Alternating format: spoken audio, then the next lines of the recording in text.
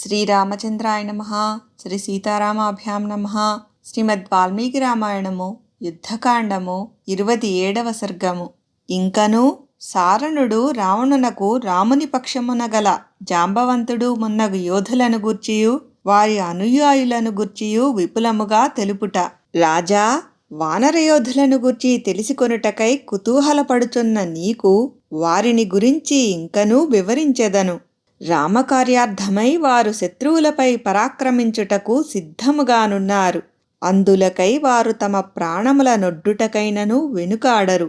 ఇదిగో ఇటు చూడుము, ఇతడు హరుడు అను పేరుగల యోధపతి. ఇతని యుద్ధరీతులు శత్రు భయంకరములు. ఇతని వాలము బారల కొలది ఎంతయో పొడవైనది. దానిపై గల రోమములు నునుపై ఎరుపు, పసుపు, బూడిద వన్నము, తెలుపు రంగులతో మిశ్రితములై నిక్కబొడుచుకొనినవై సూర్యకిరణముల వలె వెలిగొందుచున్నవి. అవి నేలను తాకుచున్నవి. సుగ్రీవుని ఆధీనములోనున్న వేల కొలదిగా గల వానరయోధులు ఇతనిని అనుసరించియున్నారు. వారు వృక్షములను పెకలించి చేతబట్టుకొని లంకపై దాడి చేయుటకు సిద్ధముగా నిలిచియున్నారు. మనకు కనబడుచున్న ఈ భల్లూక యోధులు మేఘముల వలెను నల్లని కాటుక రీతిగను నీలవర్ణముతో విలసిల్లుచున్నారు. వీరు యుద్ధమునందు తిరుగులేని పరాక్రమశాలులు. ఇంతమంది అని చెప్పుటకు వీలులేని రీతిగా అసంఖ్యాకులయ్యున్న వీరు మరి ఒక సముద్ర తీరముగా కనపట్టుచున్నారు. వీరిలో కొందరు పర్వత ప్రాంతములయందును నిమ్నోన్నత ప్రదేశములయందును నదీ తీరములయందును వసించుచుందురు. రాజా, భయంకరులైన ఈ భల్లూక యోధులు లంకాభిముఖులై వచ్చుచున్నారు. వీరి మధ్యలోనున్న భల్లూక యోధపతి పేరు ధూమ్రుడు. ఇతని నేత్రములు విశాలములై భీకరముగానున్నవి. చూచెడి వారికి ఇతని రూపము మిక్కిలి భయావహము. చుట్టూను అనుచరులతో గూడియున్న ఇతడు మేఘములచే పరివృతుడైన వర్షాధిదేవత వలె ఒప్పుచున్నాడు. ఇతడు భల్లూక యోధులకు నాయకుడు. వీరు అనగా భల్లూక యోధులు అందరును గిరిశ్రేష్టమైన వృక్షవంతము అను పర్వతముపై నర్మదా నదీ జలములను సేవించుచు నివసించుచుందురు. రాజా, పర్వతాకారుడైన మరి ఒక ఈ భల్లూక యోధుని చూడుము. ఇతడు ధూమ్రుని తమ్ముడు. ఇతని పేరు జాంబవంతుడు. ఆకారమున ఇతడు తన అన్నను పోలియుండును, కాని పరాక్రమమున అతనిని మించినవాడు.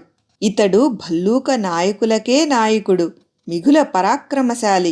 గురువుల ఎడను పెద్దల యందును వినయము కలిగి వారిని సేవించుచుండువాడు. శత్రువులను దెబ్బతీయుటలో సమర్థుడు. ధీశాలి అయిన ఈ జాంబవంతుడు దేవాసుర యుద్ధమునందు ఇంద్రునకు ఎంతయో సహాయపడెను. ఇతడు దేవేంద్రుని నుండి పెక్కు వరములను పొందెను. ఈయన యొక్క అనుచరులు మహోన్నతములైన ఆకారములు గలవారు. వారు మృత్యువునకును భయపడరు. వీరు పర్వత శిఖరములపై చేరి మహామేఘములయంతటి పెద్ద పెద్ద బండలను సైతము శత్రువులపై విసరివేయగలరు. ఈ భల్లూక యోధులు అగ్నివలే మిగుల తేజోమూర్తులు. వీరు రాక్షసుల వలెను పిశాచముల వలెను మిగుల క్రూరులు. ఒంటి నిండా పెద్ద పెద్ద రోమములు గలవారు. వీరెల్లరూ అటునిటు సంచరించుచున్నారు. ఈ కనబడుచున్న వానరోత్తముని పేరు దంభుడు. యుద్ధావేశముతో మిగుల గంతులిడుచున్న ఈ మహాయోధపతిని అచటనున్న వానరులందరూ ఆశ్చర్యముతో తిలకించుచున్నారు. మిక్కిలి పరాక్రమశాలి అయిన ఇతడు తన బలములతో గూడి ఇంద్రునకును సహాయపడుచుండును. ఇచ్చట కనబడుచున్న ఈ యోధుడు సన్నాధనుడు. ఇతడు వానరులకు పితామహుడు. ఇతని శరీర ప్రమాణము 1 యోజనము ఎత్తు. యోజన దూరంలోనున్న పర్వతము సైతము ఇతడు నడచునప్పుడు ఇతని చేతికి అందుచుండును. అట్లే 1 యోజనము ఎత్తున ఉన్న వస్తువును తన చేతితో పట్టుకొనగలడు. 4 కాళ్ల జంతువులలో ఇంత పెద్ద శరీరము గలది ఏదియునూ లేదు. ఇతడు బహుముఖ ప్రజ్ఞాశాలి. ఒకసారి ఇంద్రునకు అసురులతో యుద్ధము సంభవించినప్పుడు ఇతడు ఇంద్రుని పక్షమున పోరాడెను. అయినను పరాజితుడు కాలేదు. అంతటి మహాయోధుడితడు. ఆ ప్రక్కనేయున్న వానరయోధుడు క్రధనుడు. రణరంగమున విజృంభించినప్పుడు ఇతడు ఇంద్రుని అంతటి పరాక్రమమును చూపును. దేవాసుర సంగ్రామమున దేవతలకు సహాయపడుటకై అగ్నిదేవుని వలన గంధర్వకన్యయందు జన్మించిన వాడితడు. రాక్షసరాజా, పర్వతరాజమైన కైలాసము నీ సోదరుడైన కుబేరునకు ఆవాసస్థానము. అది పెక్కు నేరేడు వృక్షములతో శోభిల్లుచుండును. అచట పెక్కుమంది కిన్నరులు నిరంతరము హాయిగా విహరించుచుందురు. శుభలక్షణములు గలవాడు మిగుల బలశాలి అయిన ఈ క్రధనుడు అచట సంచరించుచుండును. యుద్ధరంగమున నిలిచియున్నప్పుడు ఇతడు ఆత్మస్థుతి చేసుకొనడు. కోట్ల కొలది వానర వీరులు ఈ క్రధనునకు తోడుగానున్నారు. ఇతడు తన బలములతో గూడి లంకను నాశమునర్చుటకు ఆరాటపడుచున్నాడు. ఇదిగో ఆ సమీపముననే ప్రమాధి అను వానరోత్తముడు గలడు. ఇతడు గంగాతీరమునందలి వనములలో సంచరించుచుండును. ఇతడు ఏనుగులకును వానరులకును గల పూర్వవైరమును మనసులో పెట్టుకొని గజసమూహములను భయపెట్టుచుండును. వానరయూధములకు నేతయైన ఇతడు పర్వత గుహలలో నివసించుచుండును. కపియోధులలో ముఖ్యుడైన ఇతడు గంగాతీరమున సంచరించుచుండును. మందర పర్వతము వలె గొప్పది అయిన ఉసీరబీజగిరిని ఆశ్రయించి దివియందు ఇంద్రుని వలె స్వేచ్ఛగా విహరించుచుండును. కోట్ల కొలది వానరులు ఇతనిని అనుసరించి యుందురు. ఇతని అనుచరులు ఉత్సాహవంతులు, పరాక్రమశాలులు, మిగుల బలోపేతులు, నిర్భయముగా గర్జనలను చేయుచుందురు.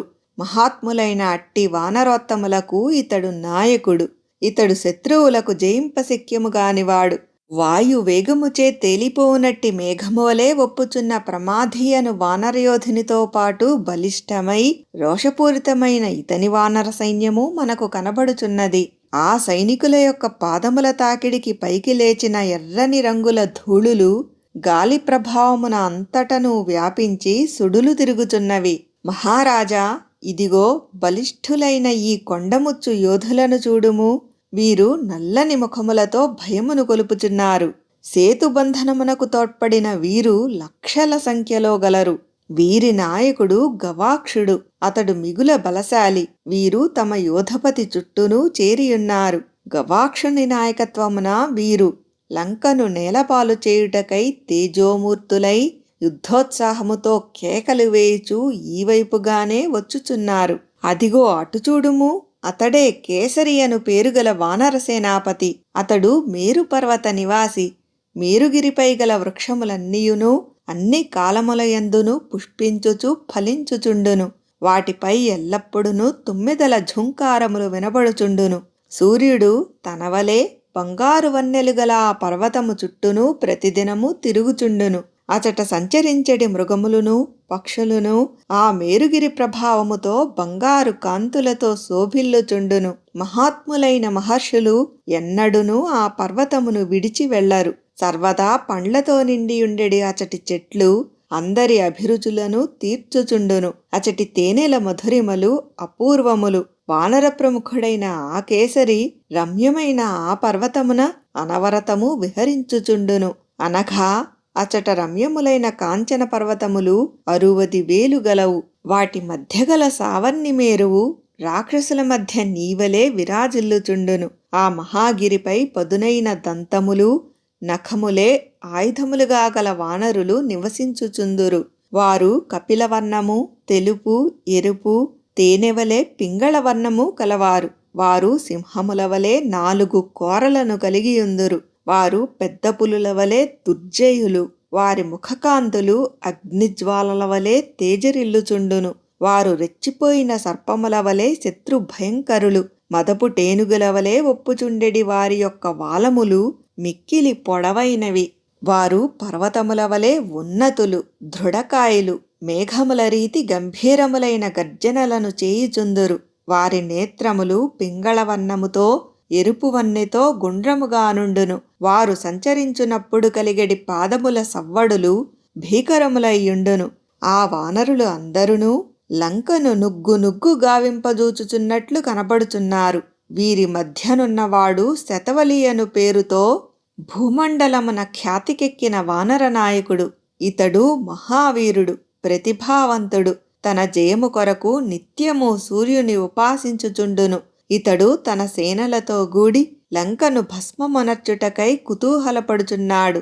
ఇతని బలపరాక్రమములు తిరుగులేనివి. ఈ వీరుడు ఇతరులపై ఆధారపడక స్వశక్తితోడనే నిగ్గుటకు ఇష్టపడుచుండును. కార్యసిద్ధి ద్వారా శ్రీరామునకు ప్రీతిని గూర్చుటకై ఇతడు ప్రాణత్యాగమునకైనను సిద్ధపడును.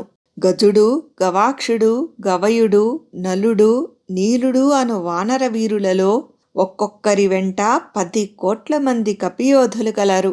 ఇదే విధముగా ఇంకనూ యుద్ధమున చురుకుగా పరాక్రమింపగల వానర వీరులు పెక్కుమంది గలరు.